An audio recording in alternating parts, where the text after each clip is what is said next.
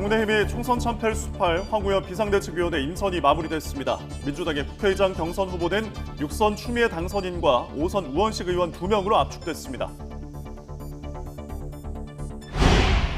조태열 외교부 장관이 왕이 중국 외교부장의 초청으로 오늘 중국 베이징을 방문합니다. 한동안 소원했던 한중 고위급 교류가 활성화될지 주목됩니다. 차상병 순직 사건에 관한 해병대 지휘부의 과실 여부를 수사하는 경찰이 오늘 임성근 전 사단장을 소환 조사합니다. 최고위 책임자인 임 전 사단장에 대한 수사기관의 조사는 이번이 처음입니다. 강원도 횡성에서 안전조치 없이 전원주택 뒷산을 깎아내는 공사 현장이 1년 넘게 방치되어 있습니다. 자치단체가 임시방편으로 가림막을 설치한 게 전부라 주민들은 올여름 장마철 산사태 피해를 걱정하고 있습니다. 초대 생산국인 스페인 등 남부 유럽의 기상 이후로 국제 올리브유 가격이 오르면서 국내 업체들도 잇따라 올리브유 제품 가격 인상에 나섰습니다. 러시아가 우크라이나 제2도시 하르키우에 대한 집중 공세에 나서면서 이 지역 주민 4천여 명이 피난했습니다. 수세에 몰린 우크라이나도 러시아에 대한 드론 공격을 강화하는 등 양측의 민간인 피해도 속출하고 있습니다. 시청자 여러분 안녕하십니까? 월요일 아침 뉴스타트 2부 시작합니다. 정부와 대통령실, 국민의힘이 삼청동 총리공관에서 1시간 40분 동안 고위협의회를 진행했습니다. 국무총리실은 한덕수 총리와 정진석 대통령 비서실장, 그리고 추경호 원내대표 등 국민의힘 지도부가 참석한 가운데 고위 당정 협의회를 열었다고 밝혔습니다. 이도훈 대통령실 홍보수석은 회의 뒤 브리핑에서 민생 관련 현안을 집중적으로 논의했으며 전반적인 의료개혁 방향과 의료계 집단 행동에 따른 비상진료 대책도 논의됐다고 설명했습니다. 다만 야당이 주도해 강행 처리한 차상병 특검법과 관련한 대통령 거부권 행사 여부는 논의되지 않은 것으로 전해졌습니다. 이번 협의회는 지난달 총선 이후 첫 고위 당정대 협의회로 당 신임 지도부와 용산 3기 참모들의 상견례를 겸한 자리였습니다. 국민의힘이 총선 참패를 수습하고 차기 지도부 선출을 위한 전당대회를 준비해야 하는 황우여 비상대책위원회의 나머지 인선을 발표했습니다. 비대위에는 유상범, 전주혜, 엄태영 의원과 김용태 당선인이 합류했습니다. 윤희석 선임대변인은 브리핑에서 수도권과 충청, 강원 등 당이 귀를 기울여야 할 지역 출신으로 인사를 구성했다며 이 같은 비대위 인선 결과를 발표했습니다.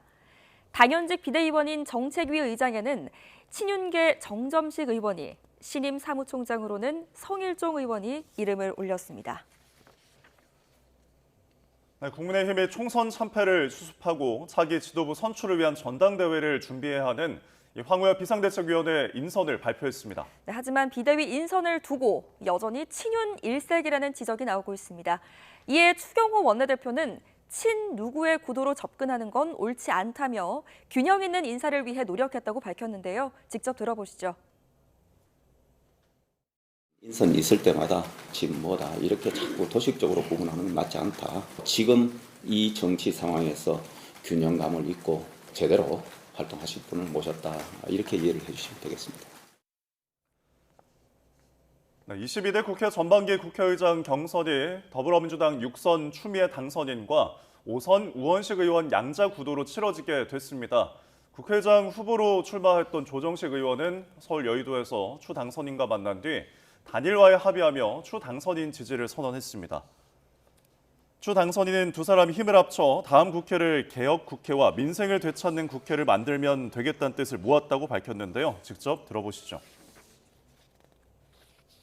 우선 민심이 더불어민주당에 압도적인 힘을 넣어주시면서 제대로 일하는 유능한 국회, 개혁 국회를 희망해 주셨습니다. 후보를 사퇴하면서 지지 표명해 주신 데 대해서 무한한 신뢰와 또 감사의 말씀을 드리면서 국회를 선도하는 모범을 보이자 이렇게 뜻을 모아서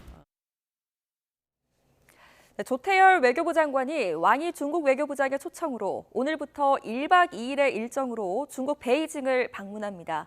외교부는 조 장관이 왕이 부장과 양자 외교장관 회담을 하고 한중 관계, 한일중 정상회의, 또 한반도와 지역 국제 문제 등 상호 관심사에 대한 의견을 교환할 예정이라고 밝혔습니다.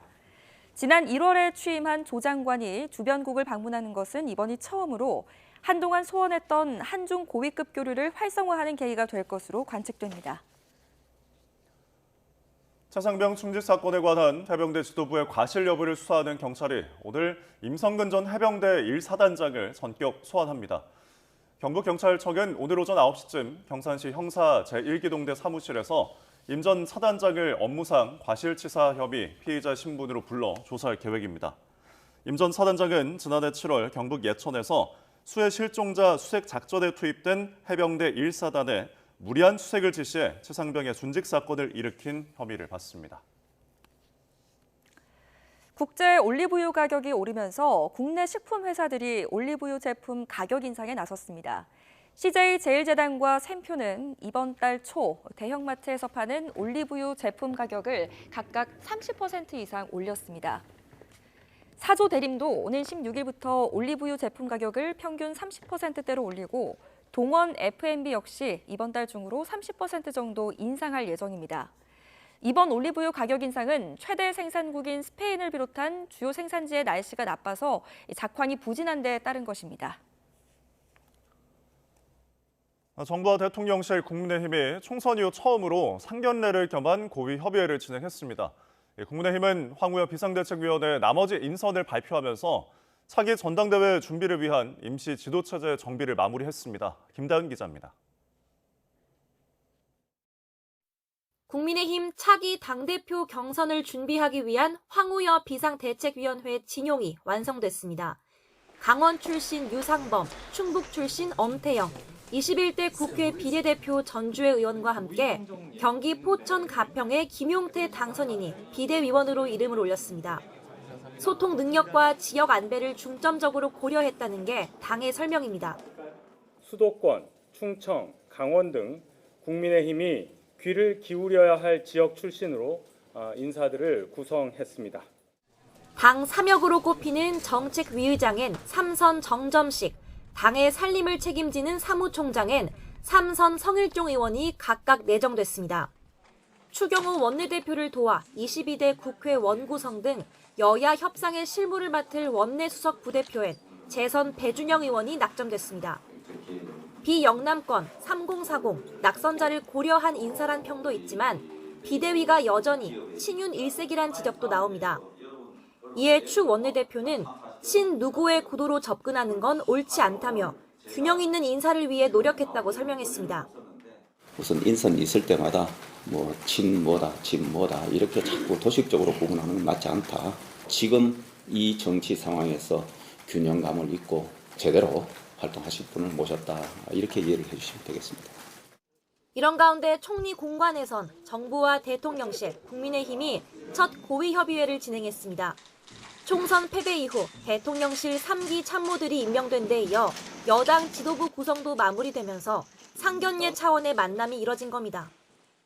당과 정부와 대통령실이 심기일전해서 일체감을 갖고 민생에 박차를 가하기로 했습니다.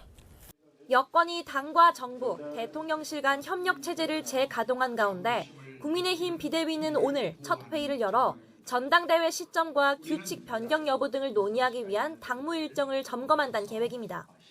YTN 김다연입니다. 22대 국회 전반기 국회의장 경선이 이번 주로 예정된 가운데 후보군은 6선 추미애 당선인과 5선 우원식 의원으로 압축됐습니다. 조정식 정성호두 의원이 후보직 사퇴를 선언한 건데 여기에도 이재명 대표의 의중, 즉 명심이 작용한 게 아니냐는 분석도 나옵니다. 손유정 기자입니다. 서울 여의도의 한 식당에서 예정에 없던 회동을 한 추미애 당선인과 조정식 의원. 두 사람 모두 22대 전반기 국회의장직에 출사표를 던졌는데 경선을 나흘 앞두고 단일화를 논의하며 6선 후보 간 교통정리에 들어갔습니다. 조 의원은 총선 민의를 받드는 개혁국회 구성의 뜻을 모으겠다며 후보직을 사퇴하고 최다선의 연장자인 추 당선인 지지를 선언했습니다. 대동단결해서 이런 총선 민심을 실현하는 개혁국회를 위해 제가 마중물이 되고자 이번 전반기 국회의장 후보직을 사퇴하고자 합니다. 또 다른 후보인 5선 정성호 의원도 민주당 승리와 정권 교체를 위하겠다며 후보직 사퇴 의사를 밝혔습니다. 이로써 추미애, 정성호, 조정식, 우원식 등 4파전으로 시작됐던 국회의장 경선은 두 후보가 물러나며 양자 대결로 압축됐습니다. 후보를 사퇴하면서 지지 표명해 주신 데 대해서 무한한 신뢰와 또 감사의 말씀을 드리면서 또 국회를 선도하는 모범을 보이자 이렇게 뜻을 모아서 이 과정에서 이재명 대표의 의중, 즉 명심의 영향이 컸다는 분석도 나오고 있습니다. 강성 친명 박찬대 원내대표가 의장 후보 등록 전 조정식, 정성호 의원을 각각 만나 불출마를 설득한 것으로 알려졌기 때문입니다. 박 원내대표는 추미애 당선인을 원하는 당원들의 뜻을 존중해야 한다며 자신에 이어 국회의장까지 친명 인사가 되면 비판이 나오지 않겠느냐고 말한 것으로 전해졌습니다. 국회의장 경선 판세가 추미애 당선인 쪽으로 기운 것 아니냐는 관측이 나오는 가운데 우원식 의원은 입장문을 내고 결선이 있는데도 자리를 나누듯 단일화를 이야기하는 건 유감이라며 완주하겠다는 뜻을 내비쳤습니다. 지난 원내대표 경선에 이어 이번 국회의장 경선에서도 이른바 명심 논란으로 이재명 1극 체제를 둘러싼 당내 갈등의 불씨는 쉽게 사그라들지 않을 것으로 보입니다. YTN 손효정입니다. 지난해 YTN에서는 안전조치 없이 전원주택 뒷산을 깎아내는 공사 현장이 방치돼 있다는 보도를 해드렸는데요. 1년이 지난 지금은 어떤지 현장을 다시 찾아봤습니다. 하지만 자치단체가 임시 방편으로 가림막을 설치한 게 전부였는데요. 다가올 장마철이 걱정입니다. 홍성욱 기자가 보도합니다. 주택 바로 뒤에서 산을 깎아내는 공사를 벌였는데 안전조치는 엉망인 현장이 있습니다. 주택 뒷산을 깎아내는 공사 현장. 돌과 흙더미가 굴러떨어져 유리창이 깨지는 등 피해가 이어졌습니다. 집주인이 민원을 넣었고 공사 중지 명령이 이루어졌는데 추가 안전조치는 없었습니다. 업체는 집주인 민원으로 공사 중지 명령이 내려져 아무것도 할 수 없다며 현장을 내버려뒀습니다. 결국 자치단체가 예산을 들여 가림막을 설치했습니다. 1년이 지난 현재 현장은 어떨까? 지난해 YTN 보도 이후 크게 달라진 건 없습니다. 이 경사면에 천막을 새로 덮어놓은 게 전부인데 이마저도 임시 방편입니다. 가림막 곳곳이 벌어져 흙더미가 쓸려내리고 고정해놓은 모래주머니도 찢어졌습니다. 큰 비가 내리면 안전을 보장하기 어려운 모습. 앞서 자치단체가 불법 개발행위가 이루어졌다며 업체를 고발했는데 경찰은 혐의가 없다며 사건을 검찰로 넘기지 않았습니다. 업체가 고의로 산지를 불법 개발했다고는 보지 않은 겁니다. 혐의가 없다고 나왔는데 저희가 그거를 불법이라고 복구 명령을 내리기도 지금 뭐 애매한 상황. 그거는 한번 좀 검토를 저희도 해봐야 될 것 같아요. 사정이 이렇다 보니 주택 뒷산은 금방이라도 무너져 내릴 듯 위태롭지만 추가 안전 조치는 없습니다. 그 사이 집주인은 주택 완공 후에도 사용 승인을 받지 못해 무허가 건물에 낙석 위험까지 겹치며 1년 전 자치단체로부터 퇴거 통보까지 받았습니다. 월세로 이사했다가 다시 지금 전셋집에 살고 있고요. 그다음에 집 주위 환경이 정상적으로 돼야지 다시 이제 들어와서 살든 뭐 이런 상황이 할 수 있기 때문에 집 주위 환경이 좀 안전하게 정상적으로 됐으면 좋겠습니다. 업체와 집주인 쌍방이 책임 공방과 함께 손해배상 민사소송까지 벌이며 자치단체는 해결책을 내놓지 못하는 상황. 방치된 경사면 아래로는 다른 전원주택들도 있어 다가올 장마철 산사태로 인한 인명과 재산 피해 우려는 갈수록 커지고 있습니다. YTN 홍석입니다. 오늘의 경제 일정 살펴보겠습니다. 정부가 현재 우리 경제와 금융의 가장 큰 내관인 부동산 프로젝트 파이낸싱 PF 관련 연착륙을 위한 정상화 대책을 발표합니다. 구조조정 윤곽이 나오면 PF 사업장 옥석 가리기가 본격화할 전망인데요. 오늘 대책에서는 경매와 공매 등을 통해 부실 사업장의 토지 가격을 낮춘 뒤 은행, 보험권에 신규 자금을 투입해 사업을 재구조화하는 방안 등이 제시될 걸로 보입니다. 금융사들이 취급한 부동산 PF 대출은 지난해 말 기준 136조 원 수준입니다. 한국은행은 오늘 12시 지난달 금융시장 동향을 발표합니다. 3월에는 은행권 가계대출 규모가 1년 만에 감소로 돌아섰는데 이런 추세가 이어질지 관심입니다. 7개월 연속 증가세를 이어가고 있는 한국의 수출, 5월 초에는 어땠을까요? 관세청이 5월 1일부터 10일까지의 수출입 현황을 발표합니다. 지난달에는 반도체와 자동차의 쌍끌이로 13.8% 늘었습니다. 정부의 지역기업 성장 지원책이 나옵니다.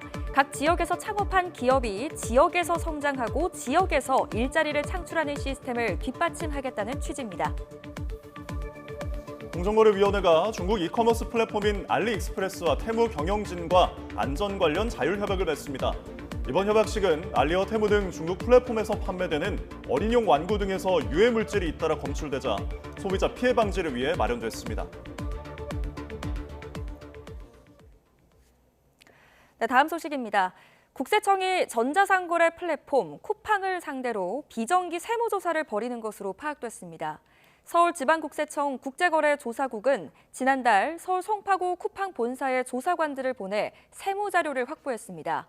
서울청 국제거래조사국은 역외 탈세 등에 대해 비정기 특별 세무조사를 벌이는 부서로 미국 법인의 쿠팡의 모 회사 쿠팡 INC와 계열사 간의 거래를 들여다보는 것으로 전해졌습니다. 네, 하루가 멀다 하고 들려오는 물가 인상 소식, 이번에는 올리브유입니다. 최대 생산국인 스페인을 포함한 남부 유럽의 이상기후로 국제 올리브유 가격이 오르면서 국내 업체들도 잇따라 가격 인상에 나섰습니다. 화면으로 함께 보시죠. 먼저 인상에 나선 건 CJ제일제당과 샘표입니다. 이달 초에 각각 30% 넘게 가격을 올렸고요. 사조 대림과 동원 F&B도 이달에 올리브유 가격을 올리기로 했습니다. 이번 인상은 날씨 문제로 농작물 생산이 줄면서 먹거리 물가가 오르는 이른바 기후플레이션 현상으로 볼 수가 있는데요. 앞서 서아프리카에서 카카오 생산이 줄면서 롯데 웰푸드가 초콜릿 제품 가격을 올리기로 했던 것과 같은 사례입니다. 세계 최대 올리브유 생산국인 스페인이 가뭄 등 이상기후에 시달리면서 국제 올리브유 가격은 1년 사이 40% 넘게 올랐고요. 그리스와 이탈리아, 튀니지와 같은 다른 올리브유 생산국도 어려움을 겪고 있습니다. 올리브유가 오르면 자연히 올리브유를 쓰는 외식업계에서도 인상 움직임이 있을 수밖에 없습니다. 100% 올리브유를 내세웠던 치킨 업체 비비큐는 이미 지난해부터 해바라기유를 섞어 쓰고 있습니다. 장을 보러 간 사람들을 한숨 짓게 하는 물가 고공행진, 정부가 식품업계에 인상 자제를 요청하고는 있지만 효과는 없는 분위기입니다.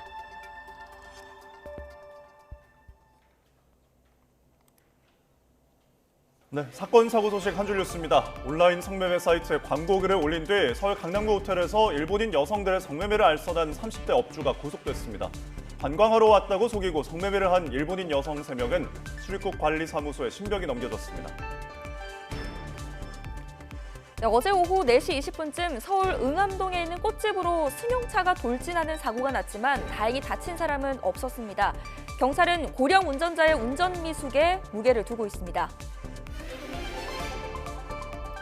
경기도 군포시 교회에서 담임 목사인 69살 김모 씨가 10여 년 동안 여성 신도들을 상대로 성범죄를 저질렀다는 의혹이 제기돼 경찰이 수사에 착수했습니다.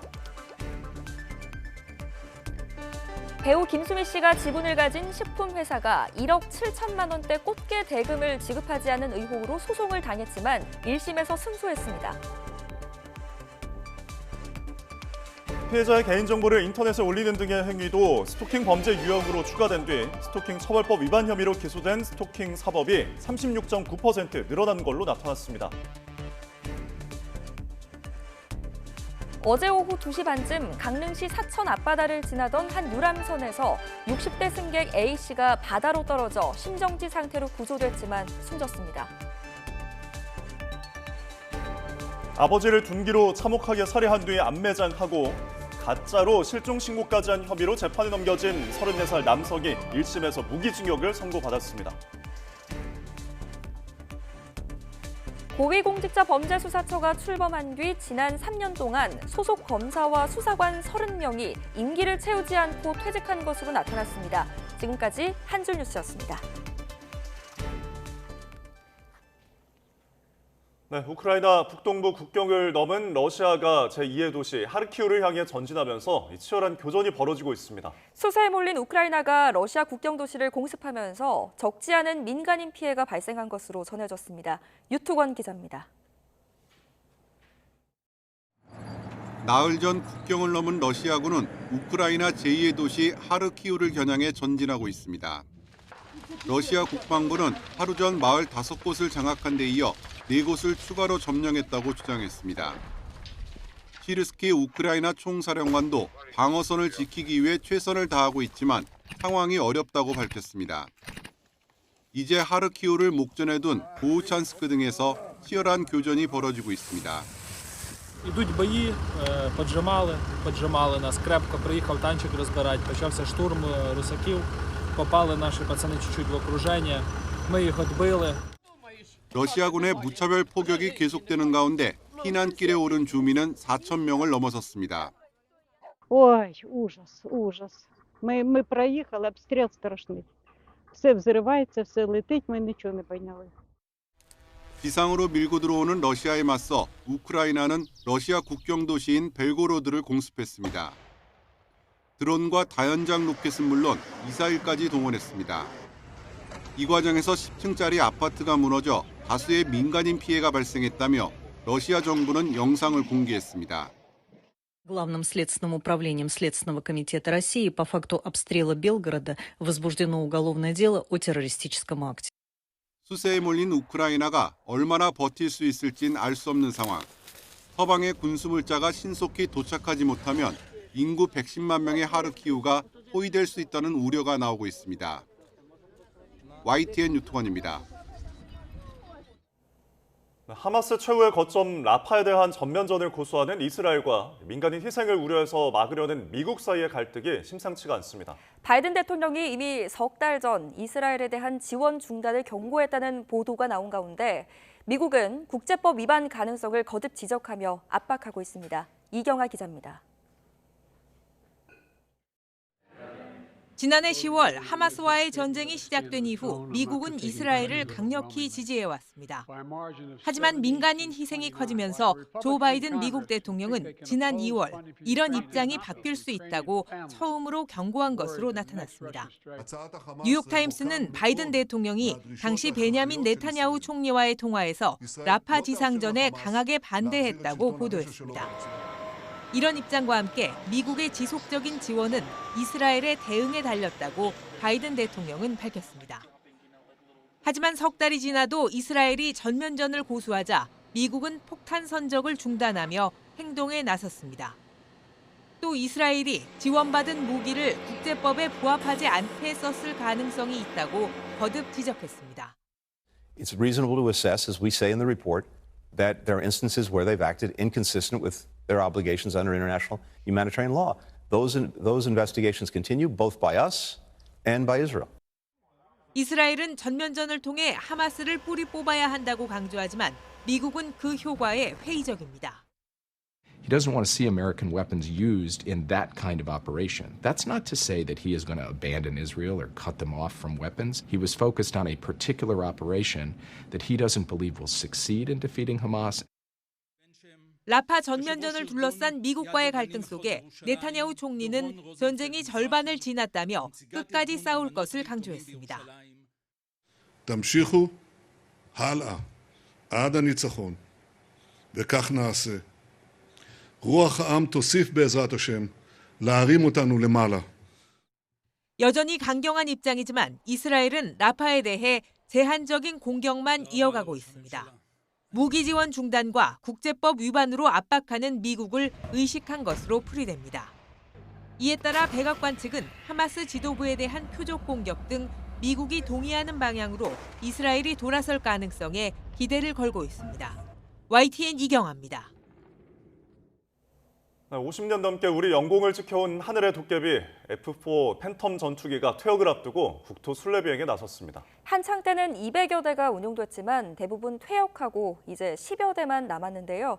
국산 KF-21 전투기와 함께 날며 성공적인 세대 교체도 알렸습니다. 김문경 기자입니다.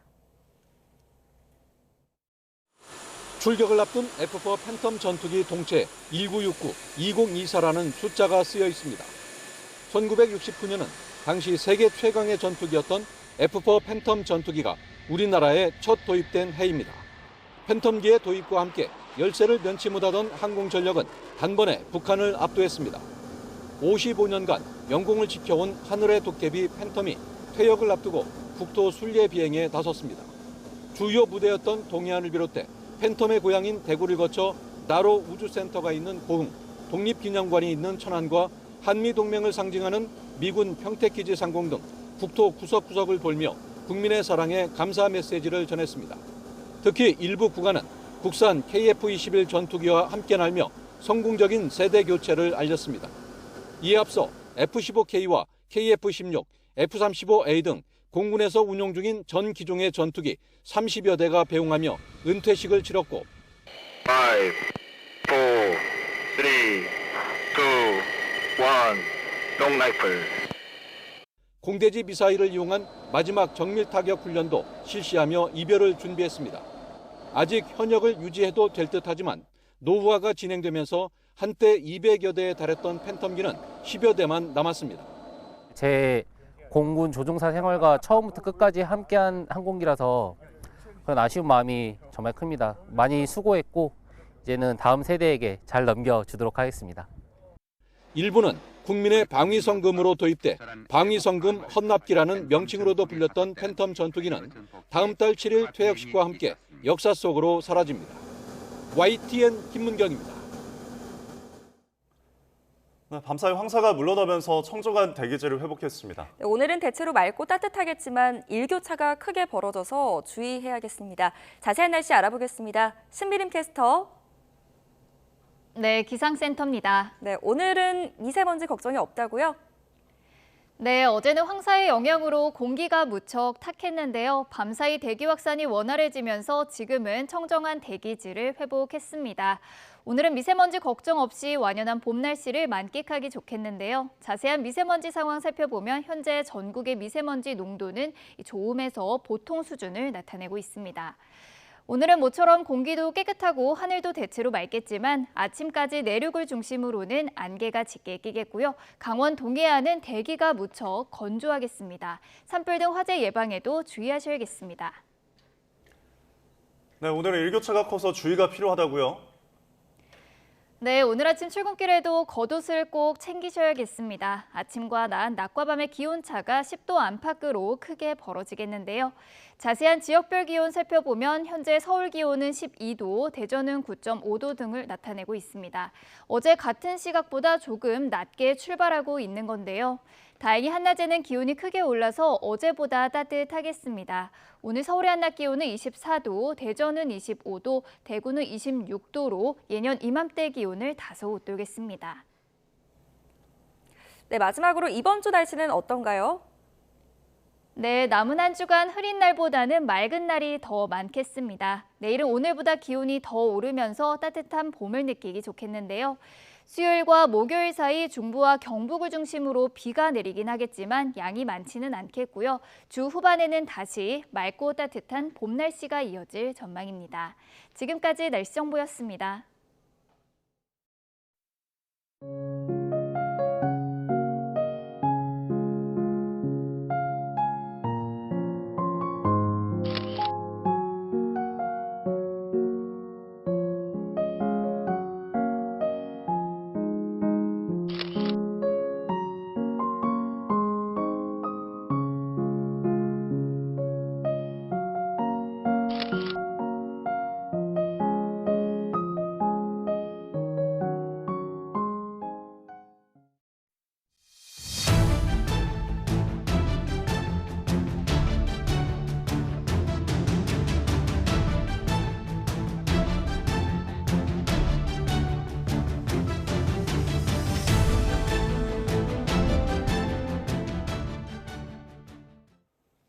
국민의힘 추경호 더불어민주당 박찬대 원내대표가 오늘 처음으로 만나 22대 국회 원구성 등 현안을 논의할 예정입니다. 추 원내대표는 오늘 오전 박 원내대표를 취임 인사를 겸해 예방할 예정이라고 말했습니다. 추 원내대표는 지난 9일, 박 원내대표는 지난 3일 22대 국회 첫 1년을 이끌 여야 원내 사령탑으로 각각 선출됐습니다. 앞서 민주당은 법제사법위원회와 운영위원회 위원장을 확보할 뜻을 밝혔지만 국민의힘은 이에 반대하는 입장이어서 치열한 신경전이 예상됩니다. 이번 달 말 재표결이 예상되는 최상병 특검법과 국민 1인당 25만 원 민생회복지원금 문제를 놓고 의견 교환이 있을지도 주목됩니다. 국민의힘 차기 당대표 경선을 준비하기 위한 황우여 비상대책위원회가 오늘 서울 여의도 당사에서 첫 공식 회의를 가집니다. 회의에는 황 위원장과 추경호 원내대표, 정점식 신임 정책위 의장을 포함해서 비대위에 새로 합류한 유상범, 엄태영, 전주의 의원, 김용태 당선인 등 임명직 4명 등이 참석할 예정입니다. 비대위는 전당대회 시점과 규칙 변경 여부 등을 논의하기 위한 당부 일정을 점검한다는 계획입니다. 22대 국회 더불어민주당 초선 당선인들은 오늘 용산 대통령실 앞에서 기자회견을 열고 최상병 특검법 수용을 거듭 촉구합니다. 앞서 초선 당선인들은 지난 10일 특검 관철을 위한 비산행동 선포식을 진행한 뒤 국회에서 천막 농성을 이어오고 있습니다. 이번 치료 중인 이재명 대표 없이 열리는 당 최고위원 회의에서도 윤석열 대통령이 특검법 거부권을 행사해선 안 된다는 요구가 잇따를 걸로 보입니다. 최상병 순직 사건에 관한 해병대 지휘부의 과실 여부를 수사하는 경찰이 오늘 임성근 전 사단장을 처음으로 소환 조사합니다. 이번 사건을 둘러싼 외압 의혹을 수사하고 있는 공수처도 김계환 해병대 사령관을 재소환하는 방안을 검토하면서 윗선을 향한 수사가 속도를 내고 있습니다. 홍민기 기자입니다. 해병대 최상병 순직 사건과 관련해 임성근 전 사단장이 오늘 피의자 신분으로 경북경찰청에 출석합니다. 지난해 7월 경북 예천 수해 실종자 수색 도중 최상병이 급류에 휩쓸려 숨진 지 10달 만에 첫 조사입니다. 임 전 사단장은 당시 해병대 1사단에 무리한 수색을 지시해 최상병을 사망에 이르게 한 혐의를 받습니다. 앞서 최상병 사건을 수사했던 박정훈 전 해병대 수사단장은 임 전 사단장을 포함한 8명에게 업무상 과실치사 혐의를 적용해 경찰에 넘기겠다고 보고했습니다. 이종섭 당시 국방부 장관은 이 보고서에 결재했지만 하루 만인 지난해 7월 31일 지시를 번복하고 수사 결과 이첩을 보류하라고 지시했습니다. 하지만 박 전 단장이 이를 어기고 사건을 경찰로 넘기자 항명 혐의로 입건한 뒤 수사 자료를 회수했고 국방부 조사본부는 임 전 사단장을 제외하고 대대장 2명만 넣은 수사 결과를 다시 경찰에 넘겼습니다. 다만 박 전 단장 측 변호인이 직접 고발에 나서면서 임 전 사단장은 결국 피의자로 경찰에 입건됐습니다. 임 전 사단장은 당시 현장 작전 통제권이 육군 54단으로 넘어갔다며 지휘권이 없었던 만큼 책임도 없다고 주장하고 있습니다. 경찰은 지난달 말 최상병의 대대장인 이모 중령을 피의자 신분으로 소환하는 등 최근까지 수십 명을 조사했습니다. 이어 지휘부 최고위급인 임 전 사단장에 대한 조사까지 마무리되면 사건 책임자 범위에 대한 수사 결과를 내놓을 것으로 보입니다. 이런 가운데 수사 외압 의혹을 들여다보는 고위공직자 범죄수사처도 김기환 해병대 사령관을 재소환하는 방안을 검토하는 등 점차 윗선으로 수사를 확대하고 있습니다. YTN 홍민기입니다. 태국 파타야에서 30대 한국인 남성 관광객 1명이 숨진 채 발견됐습니다. 현지 경찰은 한국인 3명이 희생자를 납치한 뒤 살해한 것으로 보고 이들을 쫓고 있습니다. 신웅진 기자입니다. 현지 시간 11일 밤 잠수부들이 파타야의 한 저수지에서 시신과 시멘트로 가득 찬 시커먼 플라스틱 통을 건져 올렸습니다. 숨진 사람은 한국인 남성 34살 A씨인 것으로 밝혀졌다고 태국 매체 까오소시 보도했습니다.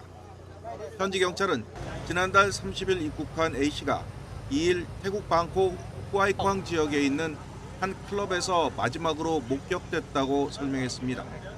경찰이 주변의 CCTV를 확인해보니 지난 3일 오전 2시쯤 한국인 2명이 A씨를 렌터카에 태워 파타야로 이동했습니다. 이들 일당은 파타야의 숙소를 잡았고 4일 오후 9시쯤 짐칸에 검은 물체를 싣고 저수지 근처에 1시간가량 주차했다가 숙소로 돌아온 것으로 파악됐습니다.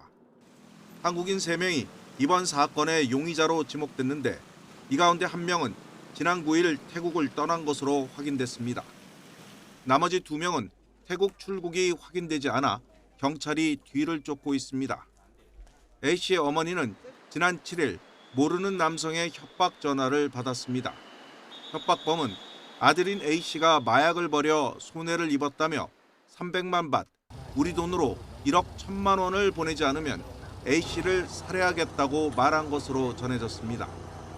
A씨의 어머니는 주태국 한국대사관에 신고했고 대사관이 태국 당국에 협조를 요청하면서 경찰이 A씨의 행방을 추적해왔습니다. YTN 신웅진입니다. 사법부 전산망을 1000GB 넘게 해킹한 것으로 드러난 북한 해킹 조직 라자루스. 과연 정체가 무엇인지 관심이 커지고 있습니다. 북한이 가상화폐와 방산기술뿐 아니라 이렇게 개인정보까지 긁어모으는 이유가 뭘까요? 조용성 기자입니다. 킴수키와 더불어 북한의 대표적인 해킹 조직으로 꼽히는 라자루스는 북한 정찰총국 안에서 사이버 활동을 담당하는 것으로 알려졌습니다. 10년 전 소니픽처스가 김정은 암살 지령을 소재로 한 코미디 영화를 만들자 이를 막기 위해 미개봉 영화를 해킹한 뒤 유포해버리면서 유명해졌습니다. 또 방글라데시 국영은행을 해킹해 10억 달러를 훔치려고 시도했고 실제로 2해 동안 4조 원에 가까운 가상화폐를 훔쳤다는 보고서도 나왔습니다. I need not remind this council that the DPRK is funding its WMD programs through illegal activities such as malicious cyber activities including hacking and theft in cryptocurrency markets. 특히 다른 해킹 조직들과 합동으로 국내 방산업체 10여 곳의 기술을 1년 반 동안 빼가기도 했습니다. 돈을 벌기 위해 그리고 무력 도발을 위해 해킹을 일삼아온 겁니다. 이처럼 북한의 사이버 위협이 커지자 우리 국정원과 독일 헌법보호청이 머리를 맞댔습니다. 조사 결과 라자루스는 피싱 메일로 웹사이트 유지보수 업체에 침투한 뒤 신뢰관계에 있는 본래 목표인 홈페이지에 접근했습니다. 이후 내부 서버로 확산하는 방법을 쓴 것으로 드러났습니다. 또 채용 담당자로 위장한 뒤 내부 시스템에 접근 권한이 있는 구인 대상자를 찾아 연락하고 다른 데와 플랫폼으로 유도해 악성 코드를 씹는 이른바 꿈의 직장 작전이라 불리는 수법을 썼습니다.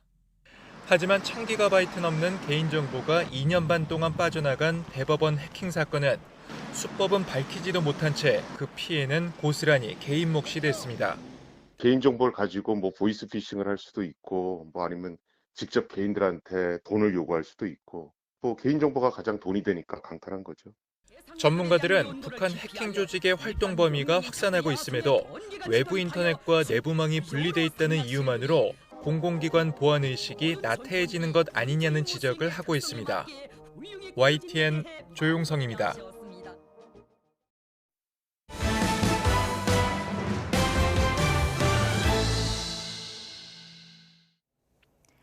이 시각 세계은행입니다. 중국은 사상 최고가 수준에도 불구하고 꾸준히 금을 매입하고 있습니다.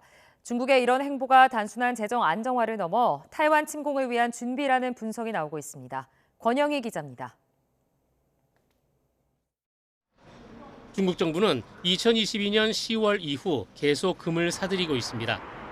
금융 보유고 가운데 금 비중은 3.2%에서 4.6%로 늘었습니다. 2,200여 톤을 보유하면서 세계에서 6번째로 많은 금을 가진 나라가 됐습니다. 전문가들은 중국의 금 비축을 장기적인 국제 전략과 연관된 것으로 보고 있습니다. 시진핑 주석은 올해 신년사에서도 타이완 통일을 강조했습니다. 祖国统一是历史必然，两岸同胞要携手同心，共享民族复兴的伟大荣光。 타이완을 둘러싼 분쟁이 발생하면 서방은 곧바로 다양한 대응에 나설 게 뻔합니다. 미국은 이미 우크라이나, 이스라엘과 함께 타이완을 지원하는 법안을 통과시켰습니다. 타이완에는 11조 원이 배정됐습니다. Gives vital support to America's partners, so they can defend themselves against threats to their sovereignty and to the lives and freedom of their citizens. And it's an investment in our own security. 중국이 타이완을 침공하면 서방은 가장 먼저 중국에 대한 자금 동결에 나설 것으로 보입니다. 우크라이나 전쟁 우려가 커졌을 때 서방 국가들은 외국 중앙은행에 러시아 외환을 동결했습니다. 또 중국에 대한 투자를 다른 곳으로 옮겨 경제적 압박에 나설 가능성이 큽니다. 금 보유는 이런 제재의 충격을 완화하고 국제정치적 입지를 강화할 수 있습니다. 중국은 금 비축 외에 농업 분야에서도 자급자족 캠페인을 벌이고 있습니다. 전문가들은 중국의 이런 움직임을 타이완 침공이 가져올 장기적 대결 국면에서 식량과 재정 모두 스스로 해결하겠다는 결의로 분석합니다. YTN 권영입니다. 가자지구 최남단 라파에 대한 압박을 강화하는 이스라엘군이 북부 지역에서도 다시 하마스와 치열한 교전에 돌입하면서 인명피해가 큰 폭으로 늘고 있습니다. 이스라엘군은 가자 북부에 있는 최대 난민촌 자발리아에 탱크를 진입시켜 하마스 소탕 작전을 벌이고 있다고 밝혔습니다. 하마스 측 보건부는 개전 이후 가자지군의 사망자는 35,034명으로 늘어났다고 밝혔습니다. 폴란드 수도 바르샤바의 최대 쇼핑단지에서 화재가 발생해 건물 대부분이 불에 탔습니다. 현지 시각으로 어젯밤 1,400여 개 상점 등이 밀집한 메리웰카에서 원인이 확인되지 않은 화재가 발생해 상점의 80% 이상이 완전히 불에 탔습니다. 다행히 다친 사람은 없었습니다. 인도네시아 수마트라 섬 서부에 폭우가 내리면서 산사태와 홍수가 발생해 최소한 30여 명이 목숨을 잃었습니다. 서수마트라주 정부는 밤사이 내린 폭우로 마라티 화산 길쭉에서 산사태가 발생하면서 제방이 무너져 마을 여러 곳이 급류에 휩쓸렸다고 밝혔는데요. 이로 인해 어린이를 포함해 최소한 37명이 숨지고 주택과 건물 100여 채가 침수된 것으로 전해졌습니다. 미국 메릴랜드주 애플 매장 노동조합이 투표를 통해 처음으로 파업을 결의했다고 외신들이 전했습니다. 로이터와 블룸버그 통신은 메릴랜드주 토슨 지역 애플 매장 직원 약 100명이 투표를 진행한 결과 파업 결의안에 압도적으로 찬성했다고 보도했는데요. 하지만 파업 시작 날짜는 아직 정하지 않은 것으로 나타났습니다. 노조 측은 일과 삶의 균형에 대한 우려와 예측할 수 없는 업무 일정 관행, 그리고 지역 물가 수준에 부합하지 않는 임금 등이 주요 쟁점이라고 밝혔습니다. 미국 할리우드 B급 영화의 대부로 불리는 로저 코먼이 별세했다고 AP통신 등이 보도했습니다. 보도에 따르면 코먼은 지난 9일 미국 캘리포니아주 산타모니카 자택에서 98세를 일기로 세상을 떠났습니다. 영화 제작자이자 감독인 코먼은 흡혈식물 대소동 등 300편이 넘는 영화를 제작했으며 이 가운데 약 50편은 직접 연출했습니다. AP통신은 1970년대 할리우드 영화의 황금기가 코먼의 영화에서 시작됐다고 평가했습니다. 지금까지 글로벌 픽이었습니다.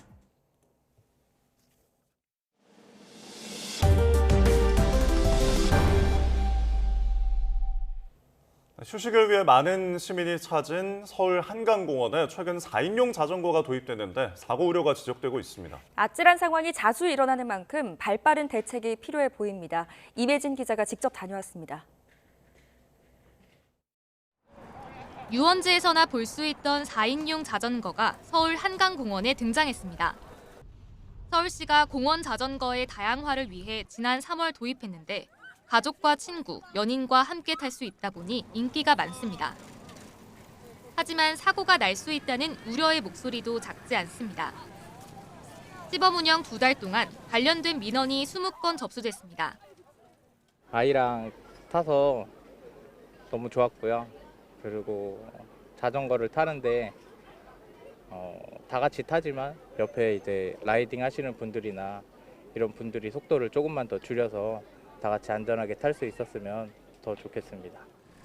좁은 자전거 도로에서 속도가 느린 4인 자전거를 뒤따르던 자전거가 앞질러 가까스로 피해갑니다. 중앙선을 넘어가 반대편에서 오던 자전거와 부딪힐 뻔한 아찔한 상황도 빚어졌습니다. 그러니까 일반 자전거는 20km까지 다닐 수가 있어요. 근데 이거는 뭐 아무리 속도를 내봐야 10km가 안 나기 때문에 그러한 속도 차이에서 사고가 많이 발생할 수 있는 그런 상황이죠. 실제로는 어떨까 취재진이 한번 타봤습니다. 열심히 페달을 밟아봐도 속도가 잘 나지 않고 기다리다 지친 자전거들이 이렇게 옆으로 추월해 지나가는 모습이 이어졌습니다. 뒤따라오는 자전거도 불편한 건 매한가지. 갑자기 이제 4인승이 앞에 있으면 멈추면 또 뒤에 정체도 되고 그래가지고 추월해서 가는 경우가 많이 있거든요. 근데 그때는 조금 위험하지 않나 생각은 들어요. 자전거 도로가 아닌 인도로 달리는 경우도 많아 보행자 안전에도 비상등이 켜졌습니다. 정원을 초과하거나 7살 이하 아이 전용 좌석에 성인이 앉는 등 안전 규정도 제대로 지켜지지 않고 있습니다. 현장을 둘러본 전문가는 일반 자전거 도로와 분리된 4인용 자전거 전용 도로 설치를 제안했습니다. 지금 여기는 6m로서 이제 굉장히 폭이 넓거든요. 그래서 사실은 이런 도로 같은 경우는 4m 정도는 양방향으로 자전거 도로를 쓰고 남는 2m 정도를 이 4인용 자전거 전용으로 트랙을 만들어서 쓰는 것이 가장 적절할 것 같습니다.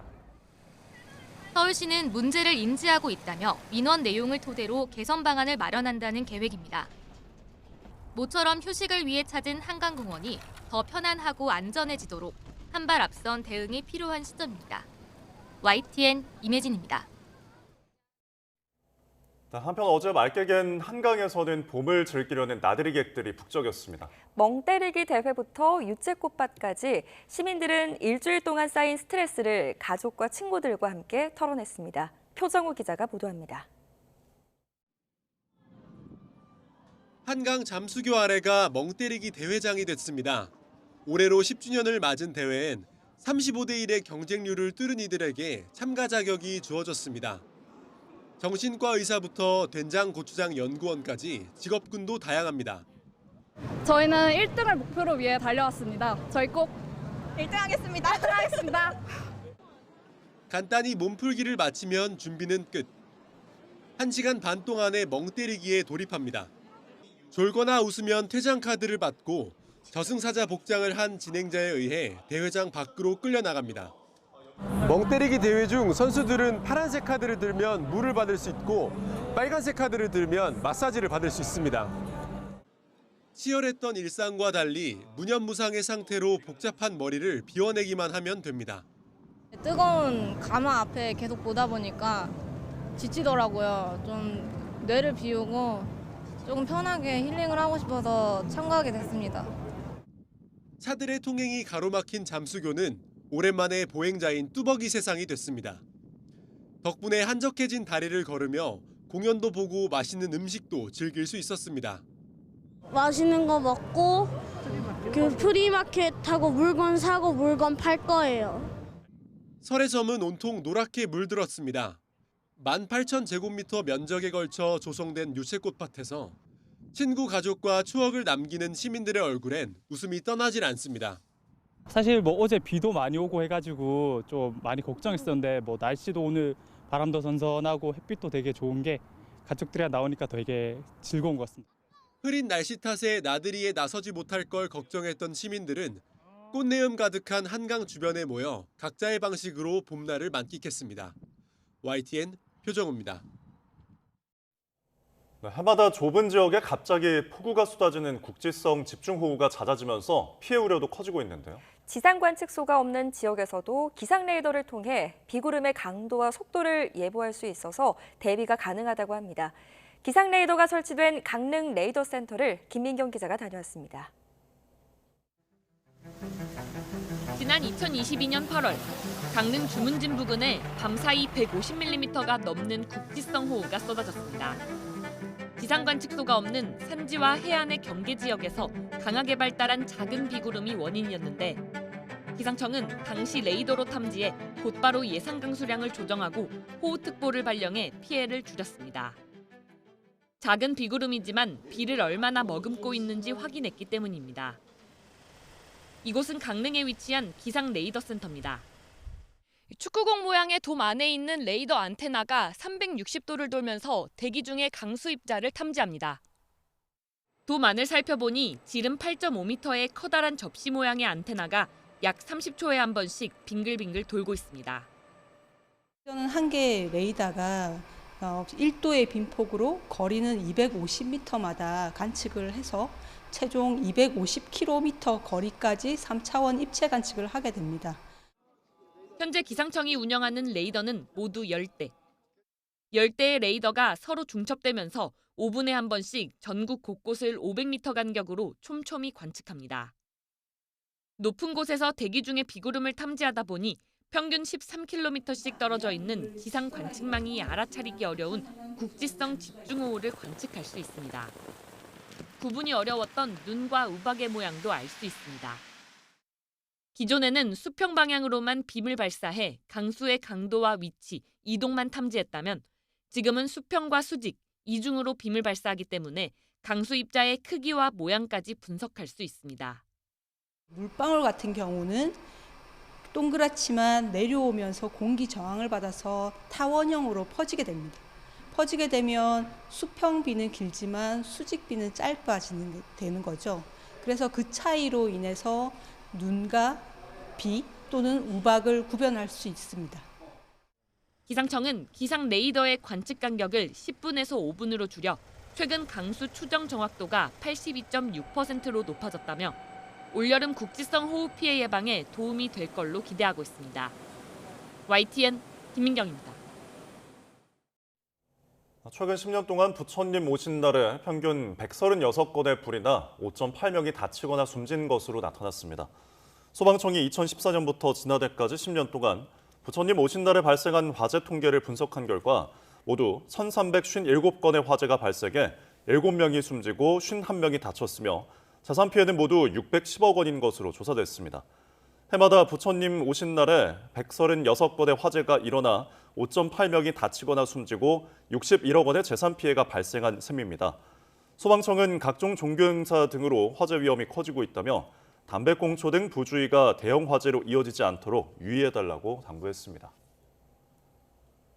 프로야구 한화의 고졸 신인 투수 조동욱이 입단 첫해 데뷔전에서 선발승을 따냈습니다. KBO를 통틀어 11번째로 류현진, 황준서에 이어 한화팀은 또 한 명의 유망한 신인 투수를 발굴했다는 평가입니다. 양시찬 기자입니다. 긴장되는 1군 데뷔전. 조동욱은 1회 초 안타와 볼넷을 허용해 1사 1, 2루의 위기를 맞았습니다. 하지만 이주형을 내야 뜬공으로 잡았고 도슨이 도루를 실패하면서 이닝을 마쳤습니다. 이후로는 이렇다 할 위기 장면도 없었을 정도로 깔끔한 피칭을 선보였습니다. 삼진은 없었지만 시속 145km에 달하는 직구와 체인지업, 슬라이더로 상대 타자들을 마음껏 요리했습니다. 땅볼이 7개, 뜬공이 10개, 내야 플라이만 3개나 될 정도로 잘 맞은 공을 내주지 않았습니다. 3회 내준 유일한 실점도 우익수 실책이 겹친 비자책점이었습니다. 6이닝을 던지면서 투구수는 70개. 조동욱은 이른바 맞춰잡는 짠물 피칭을 선보이면서 프로 지명 첫해 데뷔전에서 선발승을 따냈습니다. KBO 역대 10명밖에 없는 귀한 기록으로 조동욱이 11번째 기록의 주인공이 되는 영예를 안았습니다. 한화로 좁히면 18년 전 류현진과 지난 3월 황준서에 이은 3번째입니다. 어제 잠도 잘 못 자고 긴장을 되게 많이 했었는데 마운드에 올라가니까 재현 선배 밑에밖에 안 보였습니다. 오늘 올라가는 순간 이제 긴장이 안 됐던 것 같고. 조동욱의 호투 속 한화는 키움과의 3연전을 2승 1패로 마무리하며 42일 12시리즈 만에 위닝 시리즈를 맛봤습니다. YTN 양시창입니다. 유럽 최대 팝 음악 축제인 유로비전에서 스위스 대표로 출전한 니모가 우승했습니다. 현지 시간 11일 저녁 스웨덴 말뮤에서 열린 유로비전 결승전에서 스위스 대표 니모가 더 코드라는 노래로 591점을 받아 우승했습니다. 스위스 대표가 유로비전에서 우승한 건 1998년 셀린 디온 이후 처음입니다. 더 코드는 성소수자인 니모가 자신의 정체성을 찾아 떠나는 여정을 그린 곡입니다. 니모는 스스로를 남성도 여성도 아닌 제3의 성, 논바이너리라고 밝힌 성소수자로 유로비전 대회에서 논바이너리가 우승한 것은 이번이 처음입니다. 대회 참가를 두고 논란이 일었던 이스라엘 가수 에덴 골라는 5위를 차지했습니다.